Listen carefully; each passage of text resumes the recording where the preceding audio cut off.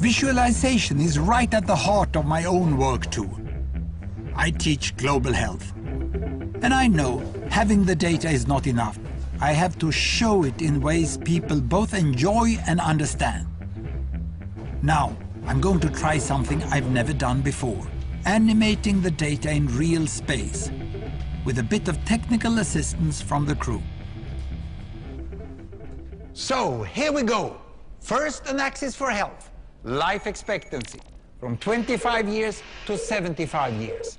And down here, an axis for wealth, income per person, $400, $4,000, and $40,000. So down here is poor and sick, and up here is rich and healthy. Now, I'm going to show you the world 200 years ago, in 1810. Here come all the countries. Europe brown, Asia red, Middle East green, Africa south of Sahara blue, and the Americas yellow. And the size of the country bubbles show the size of the population.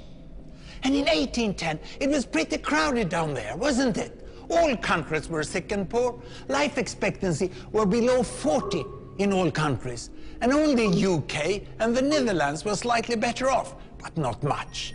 And now, why start the world?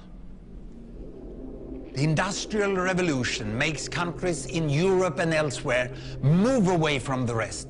But the colonized countries in Asia and Africa, they are stuck down there. And eventually, the Western countries get healthier and healthier. And now we slow down to show the impact of the First World War and the Spanish flu epidemic. What a catastrophe! And now I speed up through the 1920s and the 1930s. And in spite of the Great Depression, Western countries forge on towards greater wealth and health. Japan and some others try to follow, but most countries stay down here. Now, after the tragedies of the Second World War, we stop a bit to look at the world in 1948. 1948 was a great year. The war was over, Sweden topped the medal table at the Winter Olympics, and I was born. But the differences between the countries of the world was wider than ever. United States was in the front, Japan was catching up. Brazil was way behind, Iran was getting a little richer from oil, but still had short lives. And the Asian giants, China, India, Pakistan, Bangladesh and Indonesia, they were still poor and sick down here. But look what is about to happen. Here we go again. In my lifetime, former colonies gained independence, and then finally they started to get healthier and healthier and healthier. And in the 1970s, then countries in Asia and Latin America started to catch up with the Western countries. They became the emerging economies. Some in Africa follows. Some Africans were stuck in civil war and others hit by HIV. And now we can see the world today in the most up-to-date statistics. Most people today live in the middle, but there are huge differences at the same time between the best of countries and the worst of countries.